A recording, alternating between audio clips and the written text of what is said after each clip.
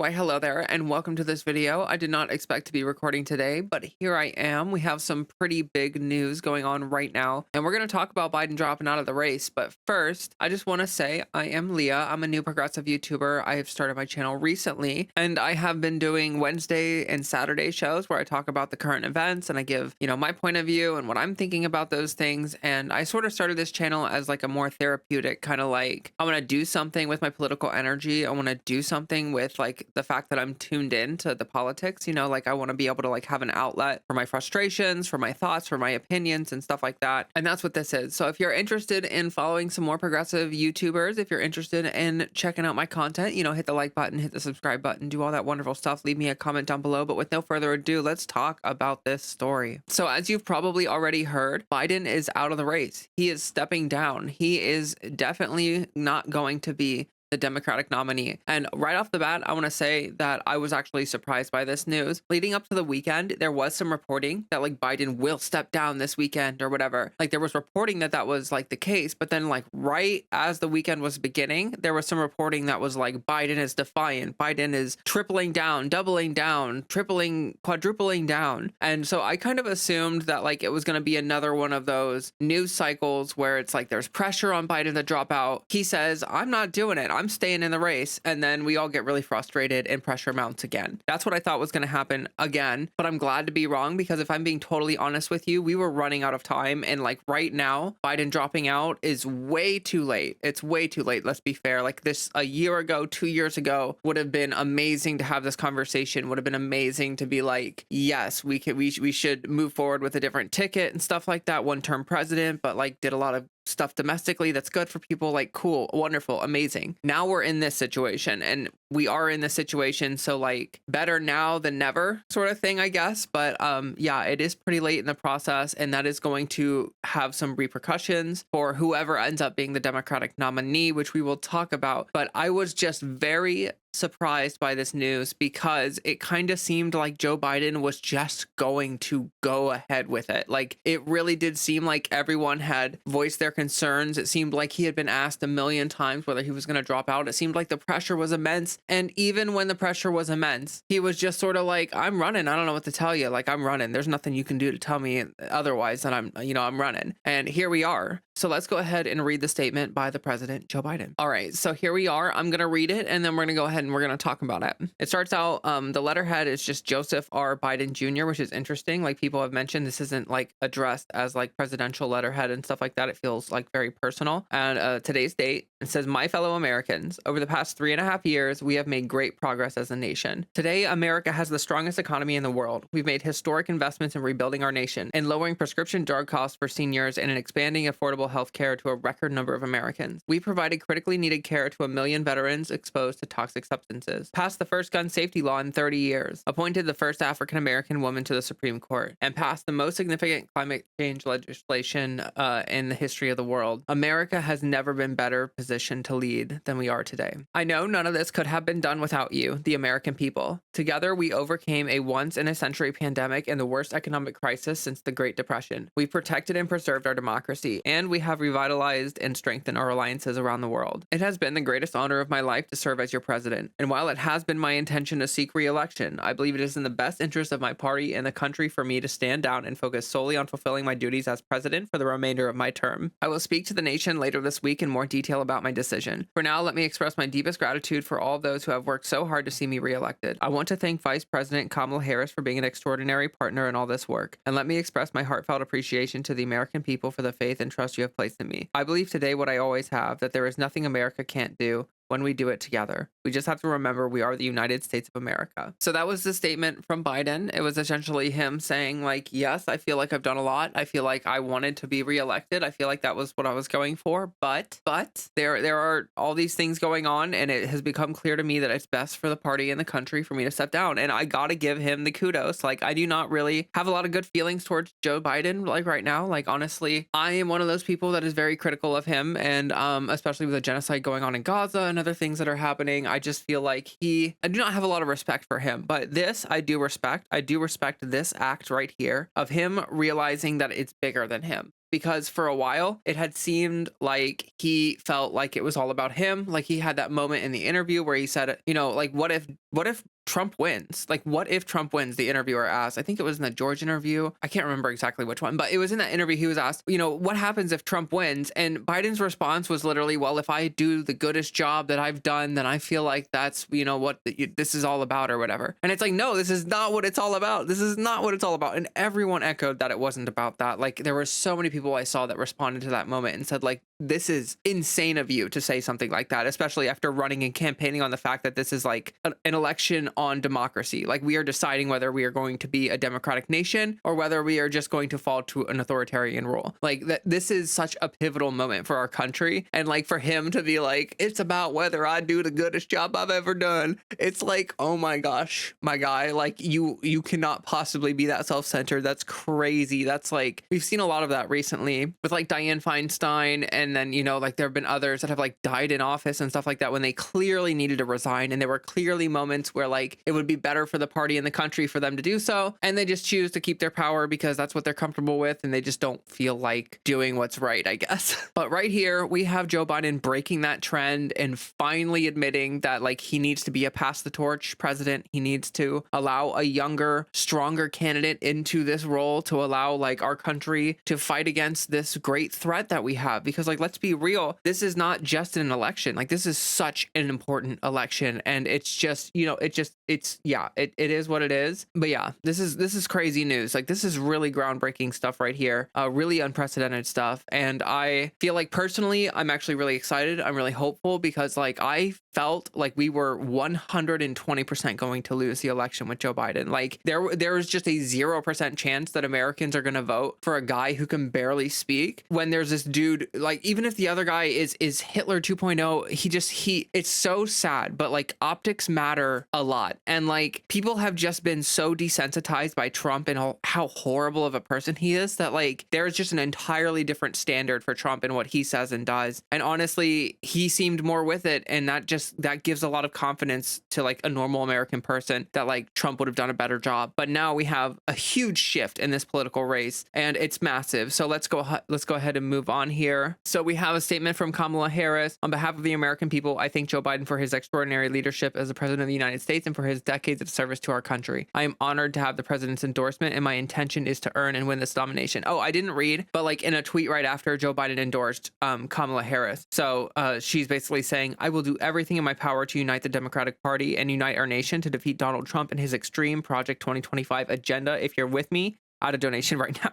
And then we have Barack Obama coming out with a statement. You're going to have to ignore this thing trying to get me to buy a subscription, but it's like my statement on his announcement. All right, so I'm going to go ahead and read here. Joe Biden has been one of America's most consequential presidents, as well as a dear friend and partner to me. Today, we've also been reminded again that he's a patriot of the highest order. 16 years ago, when I began my search for a vice president, I knew about Joe's remarkable career in public service. But what I came to admire even more was his character, his deep empathy and hard-earned resilience, his fundamental decency and belief that everyone counts. Since taking office, President Biden has displayed that character again and again. He helped end the pandemic, created millions of jobs, lowered the cost of prescription drugs, passed the first major piece of gun safety legislation in 30 years, made the biggest investment to address climate change in history, and fought to ensure the rights of working people to organize for fair wages and benefits. Internationally, he restored America's standing in the world, revitalized NATO, and mobilized the world to stand up against Russia's aggression in Ukraine. More than that, President Biden pointed us away from the 4 years of chaos, falsehood, and division that characterized Donald Trump's administration. Through his policies and his example, Joe has reminded us of who we are at our best. A country committed to old-fashioned values like trust and honesty, kindness and hard work, a country that believes in democracy, rule of law,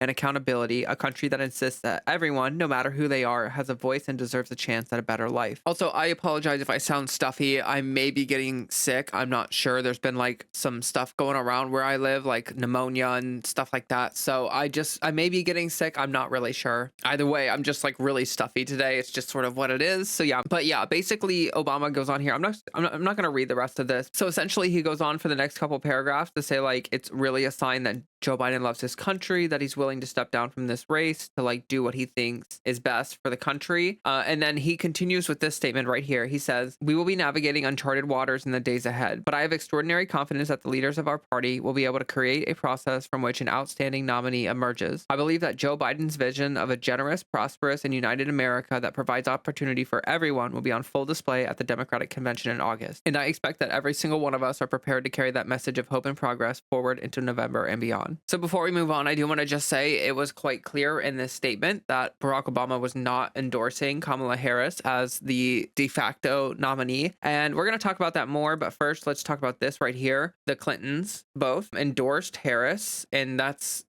what I want to talk about. They basically said the same stuff. It's really great. Good for Biden. And also we're endorsing Kamala. So that's what they said. And essentially, since this news has broke, since this came out, we are now left with this conversation about who is going to be the nominee, right? We've already had sort of a primary. It wasn't really a primary, but it was sort of a primary, and we had it. And some people voted for Joe Biden, 14 million people voted for Joe Biden, but also voted for Kamala Harris, to be fair. So we'll talk about that. But essentially the question is who's going to be the nominee? So there are probably two distinct possibilities that I think are going to happen. Essentially, either Kamala Harris is just going to pick up the campaign and just continue where it left off, because essentially she sort of did win the primary along with Joe Biden. This is the function of the vice president.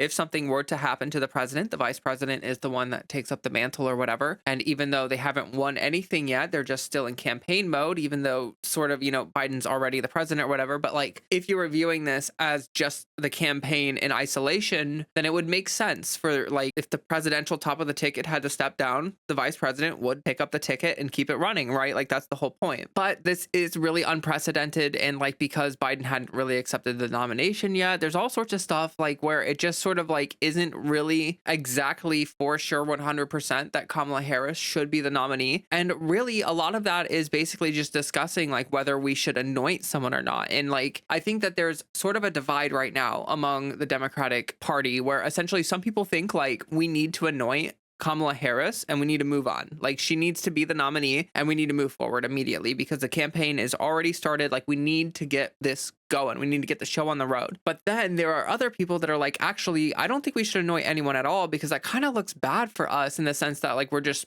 putting Kamala Harris on top of a throne and then giving her the nomination, even though people technically voted for Biden, even though, yes, Kamala Harris is on the ticket, they did vote for Biden at the top of the ticket. And so we are sort of if you anoint someone, aren't you sort of usurping a bunch of votes? So in response to this, there have been calls for essentially there to be a nomination process at the Democratic National Convention that sort of mimics a mini primary. And this wouldn't exactly be the same thing as a Democratic primary, for whatever, but it would be a process that would allow delegates to vote and do things like that, so that we would have sort of a nomination process. And that would certainly be more democratic than anointing someone. So where do I stand on this? All of this stuff going on right now. This is obviously a story in motion. I am covering breaking news. So there's stuff, there's just stuff coming out all the time about this. There's the moving story. I do not have all of the information. I am barely, keeping up with everything as is. But essentially the way that I view things right now is that I'm sort of more leaning on the side that we need to put Kamala Harris forward and we need to move ahead with the campaign, because time is really short. And although people do know who Kamala Harris is in terms of VP and stuff like that, that's also kind of not necessarily true, because if you watch Jimmy Kimmel or whatever and you see those segments where they ask random people on the streets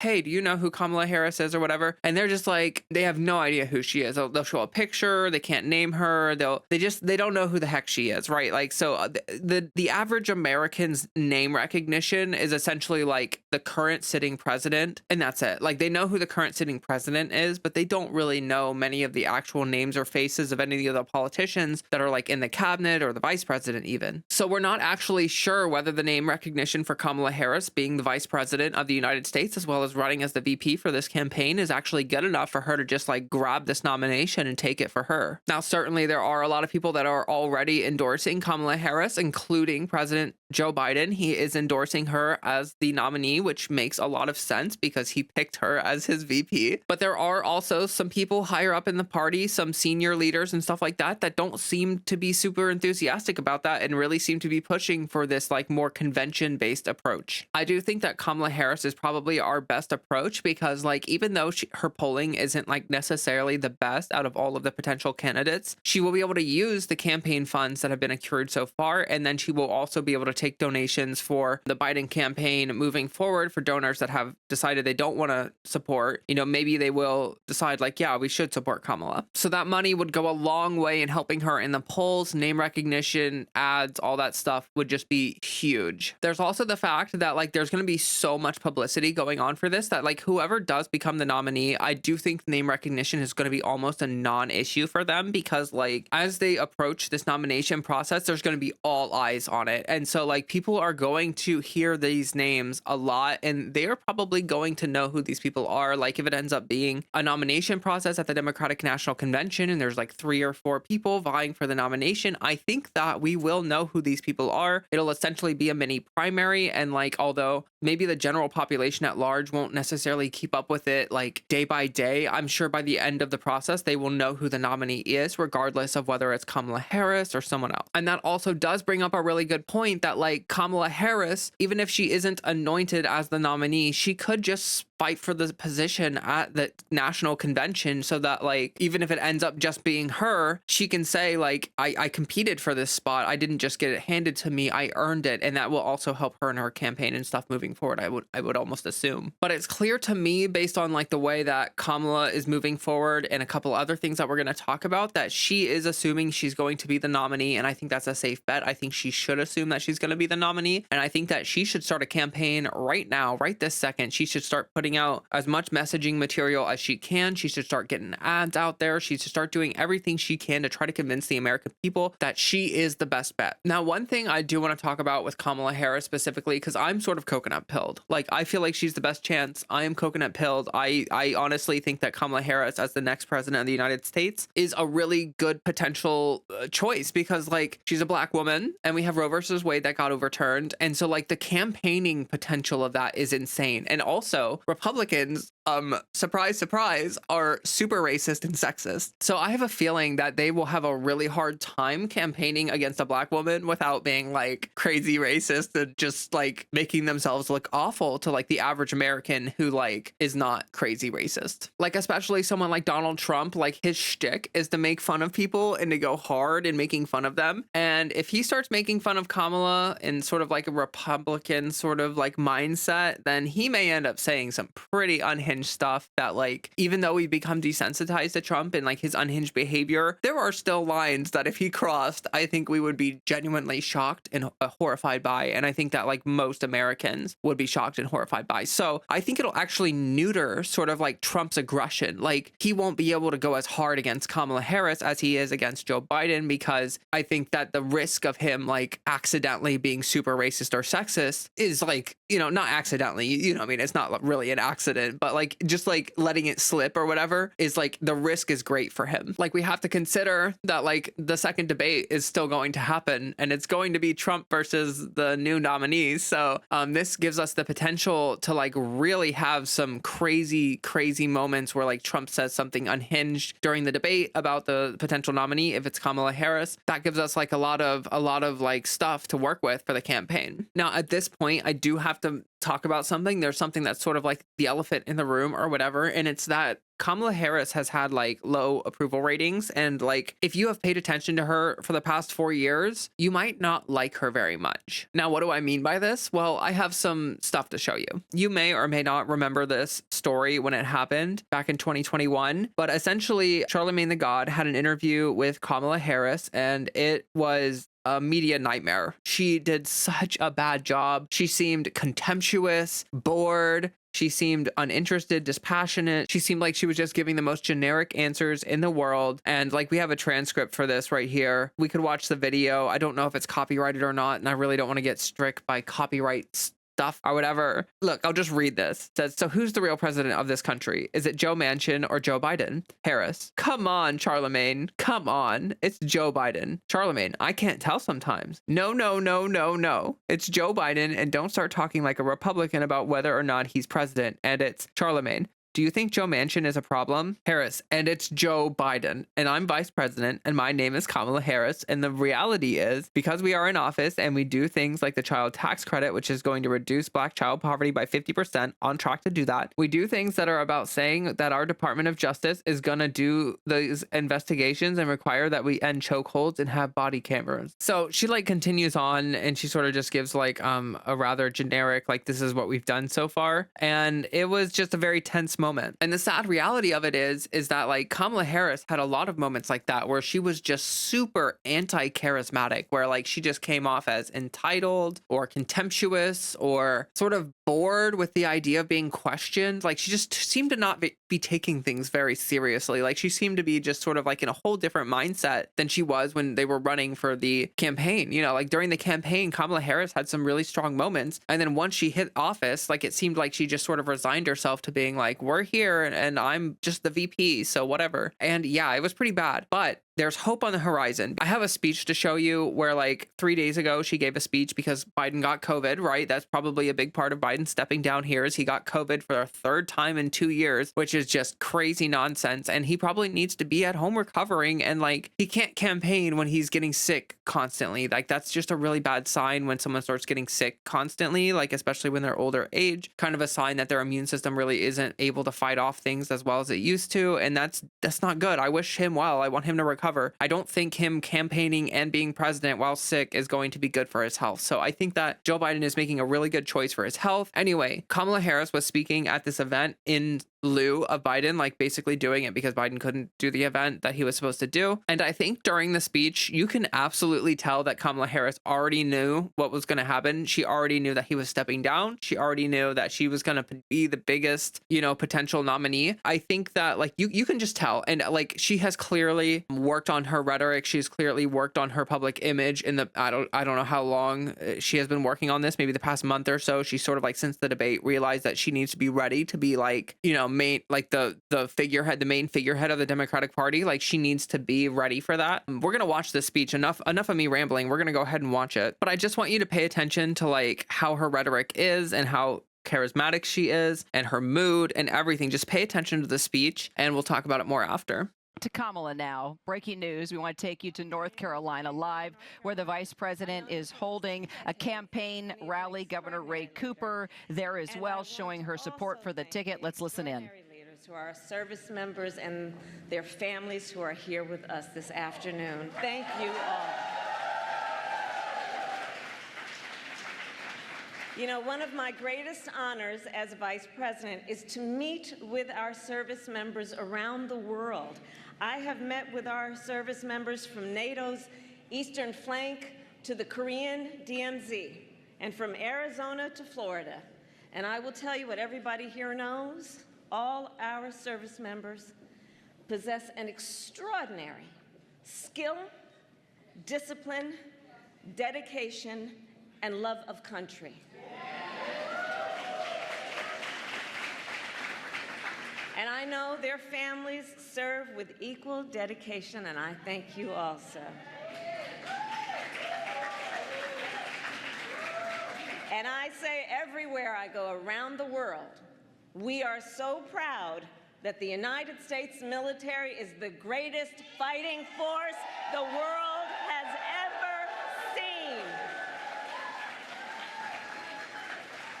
Which is why President Biden and I are proud to have passed the PAC Act,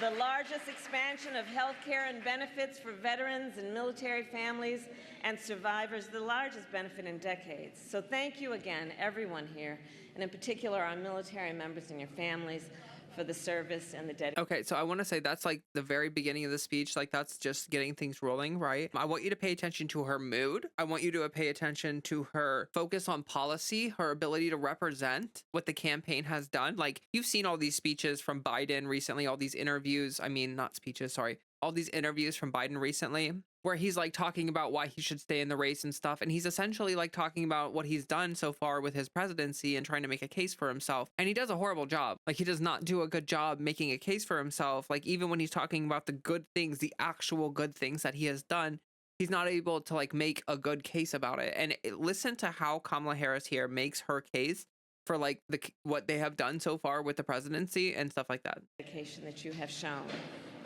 So today, we are 110 days out from the election. And while many of us have been involved with these elections for every 4 years practically, nearly every time we will say, this is the one. Well, this here is the one.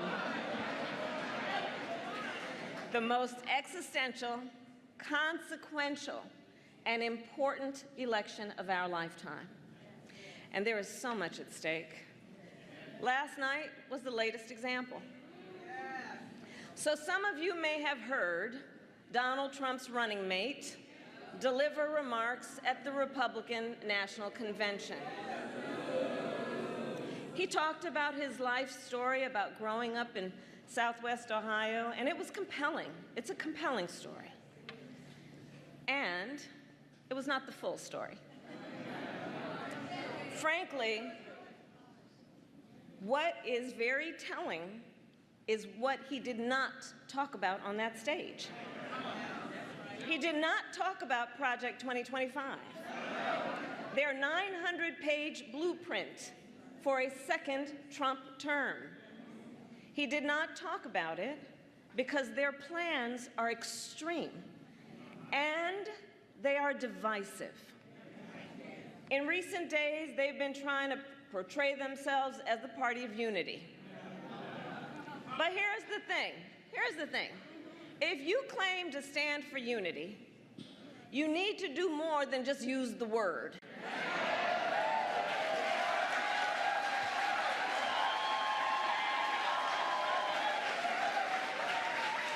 You cannot claim you stand for unity if you are pushing an agenda that deprives whole groups of Americans of basic freedoms, opportunity, and dignity.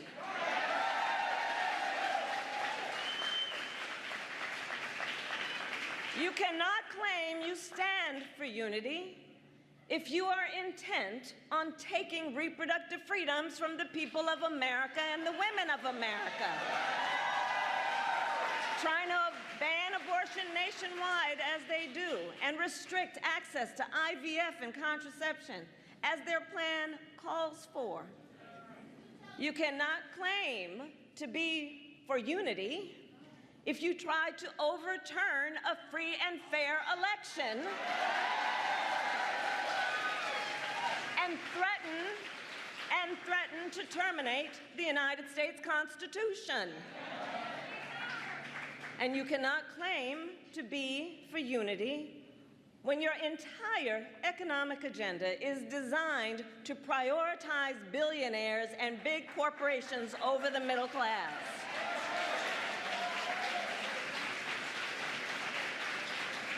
We're too busy watching what you're doing to hear what you're saying. And let us unpack that last point about the economy.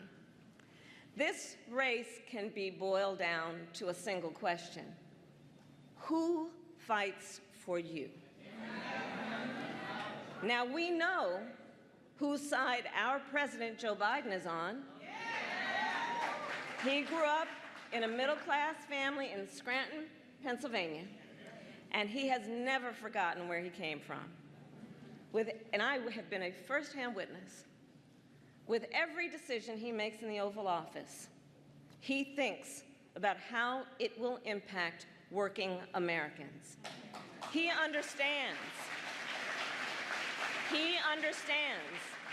everyday struggles because he has actually lived them. So friends, I say the contrast between Joe Biden and Donald Trump is like night and day. But with the selection of his running mate this week, Donald Trump is also trying to distract people. He wants to direct attention away from his record and his Project 2025 plan to suggest that he and his running mate are going to prioritize the middle class. But we are not buying it. We are not falling for the okie doke. As many of you know, I am a former prosecutor. So I say, let's look at the facts, shall we?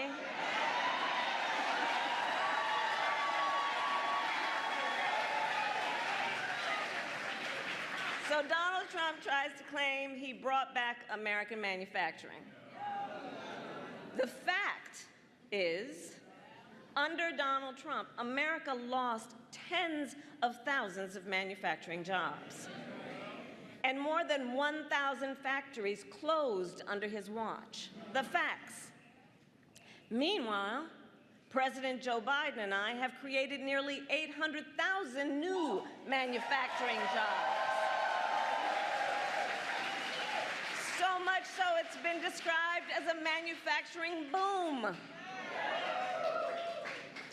Last night, we heard claims that Donald Trump is for fighting for our seniors.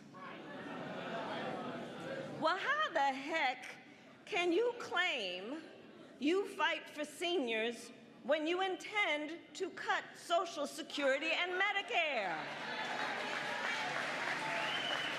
Which we all know is a lifeline for so many of our seniors. Let me be very clear. President Joe Biden and I will always protect Social Security, and we will always protect Medicare.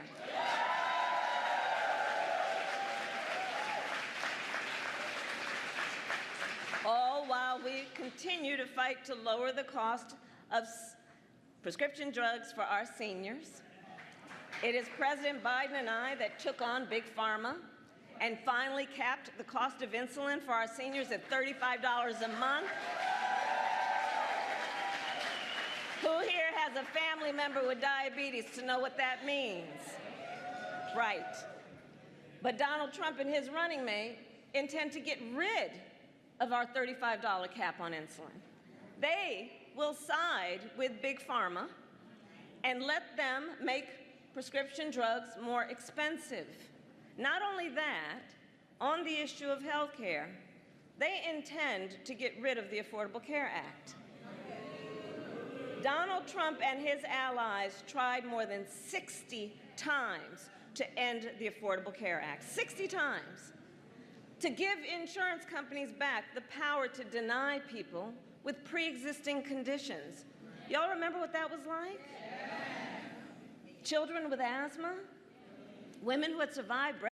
Yeah, this is a huge point right here. Like, honestly, I forgot all about this when that this had even happened. But like, to call back to something like this, she's got that like locked in her brain. She's got this stuff ready to go. Breast cancer, grandparents with diabetes. President Biden and I, on the other hand, have made the Affordable Care Act more strong. Because you see, we believe health care should be a right and not just a privilege of those who can afford it.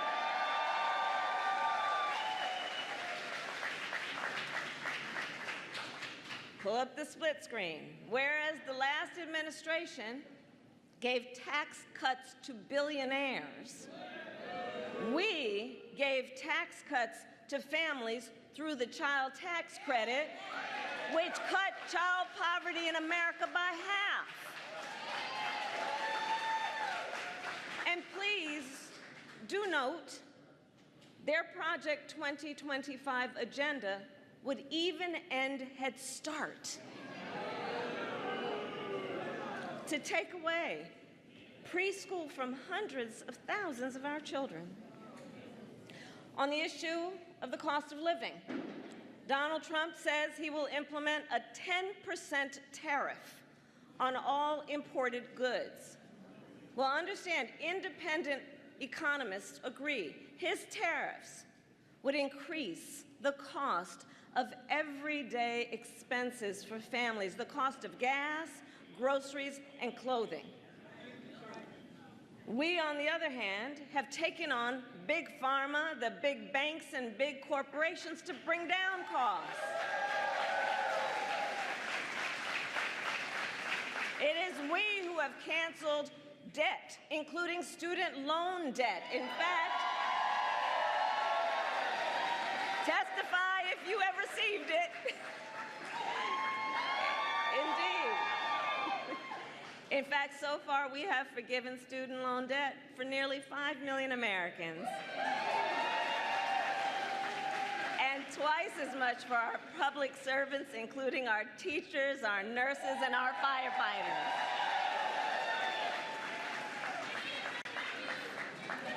You're welcome. We are also fighting to lower energy costs. We made historic investments in clean energy. Today, America has record energy production, and we are energy independent. But Trump wants to roll back our progress. Check this out. In fundraisers with big oil lobbyists, he wanted to trade clean energy investments that we made for you for a $1 billion campaign contribution he could get for himself. Understand motivation.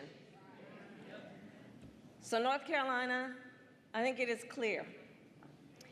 If Donald Trump were to win in November, he will— Like right there, that was a gaffe.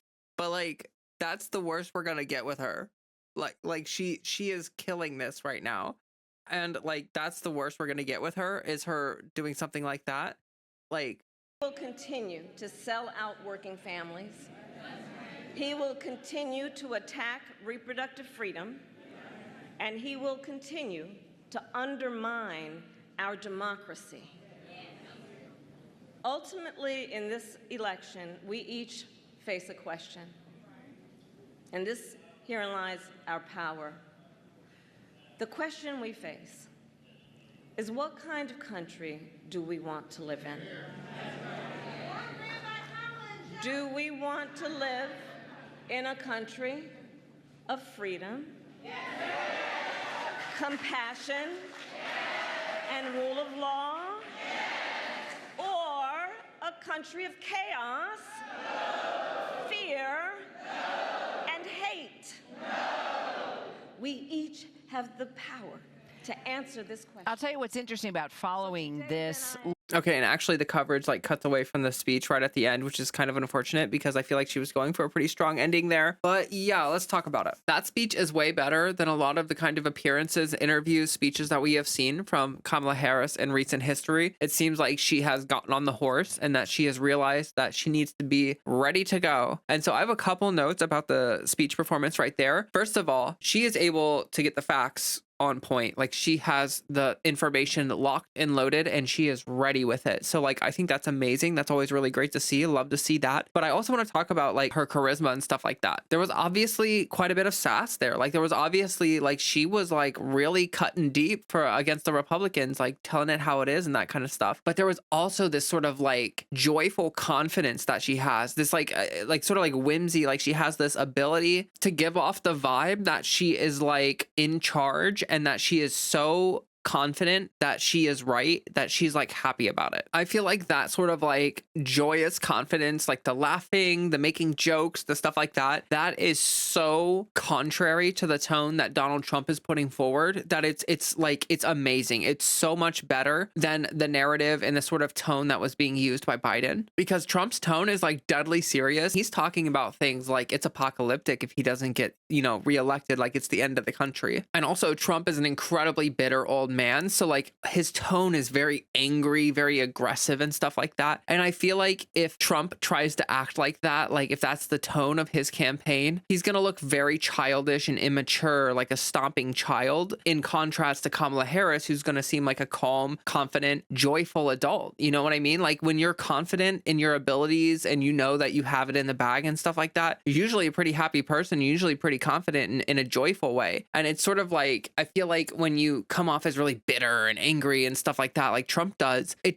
does not work well against this sort of like quiet confidence sort of thing. I think this is great because, like we saw in the debate, like Joe Biden tried to take a jab at Trump and he got like really angry and called him like a son of a bitch or whatever. Like, I can't even remember, like called him a loser. He said, my son isn't a loser, you're a loser. And like Joe Biden got really angry, but no one can do the angry as well as Trump. Like, Trump does the angry in such an aggressive, over-the-top manner that anyone else that tries to do it just looks like a little goofy. But if Kamala keeps this kind of tone, that she's got going on right now, I think she will come off as incredibly mature and put together compared to someone like Trump, who will just, again, seem like a baby throwing a tantrum. All right, so I know that we watched that whole speech and that kind of took a little bit of time, but I'm almost at an hour of recording, so I really need to like wrap this up so that I can edit it and get it up tonight. I did not expect to make this video or record tonight, but I just felt like I should because this is such a big event, and like I know I'm new, I know no one really cares about my breaking opinions or whatever yet, but I just feel like this is such a big moment. I felt like talking about it. I just wanted to set up and record and talk about it. So that's why I'm here. If you want to subscribe, leave a like, comment, or anything, that would super help me out. I am a new progressive YouTuber. I'm here to talk about what's important to me. And, you know, I've thought about making some other videos as well, maybe some like lifestyle videos. I am transgender, so like maybe some videos going over memes or like doing stuff like that. So like maybe I'll do some like Reddit React stuff or like some meme stuff. I'm not really sure, but if you're interested in that kind of content, let me know. Or if you're just interested in the politics, just, you know, comment down below. Let me know what you think. Hit the subscribe button, hit the like button. And until the next time, please do me just this little tiny bitty favor and drink yourself some water.